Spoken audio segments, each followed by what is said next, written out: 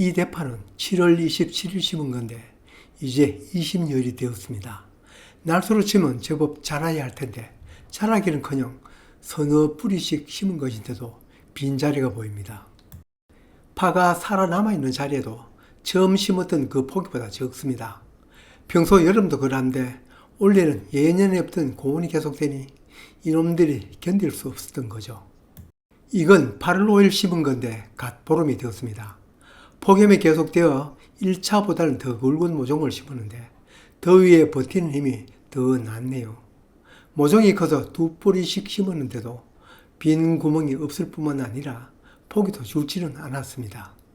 작은 놈이나 큰 놈이나 더위를 힘겹게 넘기는 건 같은데 그래도 큰 놈이 견디는 힘이 더 낫긴 합니다만 모두 옆에 영립이 들었습니다. 이런 점은 토종파인 삼동파도 마찬가지입니다. 얼마나 힘이 드는지 겉에 영립을 달고 살아갑니다. 힘겹게 새잎이 나오면 금방 고온에 영립이 되는 걸 반복하고 있습니다. 이건 봄에 촬영한 것인데 이놈들이 봄같이 온도만 적합하면 이렇게 맵시 좋게 잘 자랄 건데 그 뜨거운 여름을 온몸으로 맞고 있습니다. 그래도 대견한 건 비록 겉잎이 말라 들어가도 병은 들지 않았습니다. 병이 들었다면 말라 들어간 자리에 거뭇한 또는 갈색의 반점이 있습니다. 구멍 난 것도 없는 걸 보니 해충도 오진 않았습니다. 그랬던 대파가 이날이 9월 4일 잠시 며칠 동안 열대야가 멈추고 아침 저녁으로 선선해지니 잠시 생기가 돌아온 것 같습니다. 이러한 날도 잠깐 며칠 다시 폭염이 이어지고 비록 열대야는 아니더라도 밤 최저 기온이 25도에 가까운 날씨가 계속되는 이놈들도 이제 한계에 부딪힌 것 같습니다. 우리는 대구에 있나 농장에 있나 거의 24시간 에어컨 틀어놓고 더위를 피하고 있지만 이 대파는 온몸으로 견디니 이제 한계에 달한 것 같습니다. 이 끝이 하얗게 탈색된 것이 많습니다. 이건 단순히 생리장애입니다. 아무 무늬가 없이 하얗기만 한 것이 그 증거입니다. 그런데 이건 아닙니다. 누런 바탕에 검은 점이 보입니다. 검은 무늬병 아닌 황색 저무늬병으로 보입니다. 이 병이든 저 병이든 모두 곰팡이가 일으킨 병입니다. 약이 따로 있는 것은 아니고 곰팡이 잡는 살균제이면 방제 효과가 있습니다. 농약병 일부러 사러 간다면 해당 병에 맞는 농약을 사고 그렇지 않고 있는 살균제 치려면 곰팡이 병이면 그런대로 듣습니다. 이건 해충 피해입니다. 파이프에 무늬가 있으면 병에, 구멍이 있거나 갉아먹은 흔적이 있으면 당연히 해충 짓입니다. 이렇게 병증 흔적이 여기저기 보이네요. 이뿐만 아닙니다. 이건 파밤 나방이나 파좀 나방의 흔적입니다. 이 대파가 견디기 힘이 들이 온갖 놈들이 다 달라붙었습니다. 남이 힘들 때는 다소 참아주는 것이 의리가 있는데 이러니까 해충입니다. 작물에 병이나 해충이 보이면 그 당시 비가 오지 않으면 바로 방제를 해야 합니다. 친환경 약제이든 화학 농약이든 방제를 해야 합니다. 우리는 농약을 칩니다. 마침 갈반병 방제와 갈색날개 매미충 방제를 외치던 약이 여기 이 작물에도 맞아 약을 탈 때 좀 더 넉넉히 타서 이렇게 방제를 합니다. 둘 모두 곰팡이성 병이 같은 살균제이고 또 살충제도 같은 나방계통이니 따로 약을 바꿀 필요가 없네요. 작물의 선화처럼 구석구석 약이 묻지 않은 곳이 없도록 꼼꼼히 치는 것은 물론이지만 이 파는 계면활성제가 들어있는 전착제를 섞지 않고는 우선 파이프에 묻지를 않습니다.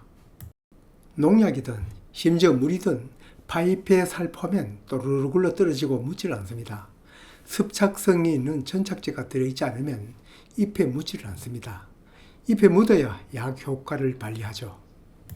농약 자체에 그런 성분이 약간 들어있어도 파나 양파, 쪽파에게 약을 칠 때는 꼭 전착제를 넣어 치는 것이 좋습니다. 파를 가해하는 벌레는 파 속에 들어가서 가해를 하므로 파에 난 구멍으로 농약이 들어갈 수 있도록 더 꼼꼼하게 쳐야 하고 또 경험상 농약은 독하게 쳐야 되겠더군요. 독하게 친다는 말은 PLS 규정에는 어긋난 말이어서 사실 조심스럽습니다.